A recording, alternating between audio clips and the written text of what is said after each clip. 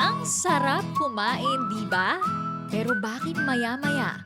Parang inaantok ka na. Bakit nga ba may mga tao na inaantok pagkatapos kumain? Ang tawag dito ay postprandial somnolence o food coma. Isang sanhi nito ay ang energy na kailangan para mag-digest ng pagkain. Nakakaramdam ka ng pagod o antok dahil sa nababawas na energy sa pag-digest, lalo na kung naparami ka ng kain. Isa pang dahilan ay ang sobrang tamis ng iyong kinain. Ang biglang pagtaas at pagbaba ng sugar level sa dugo ay sanhi para makaramdam ka ng pagkapagod o antok. Ang pagkain ng maraming carbohydrates at fats ay dahilan para maglabas ng tryptophan ang katawan.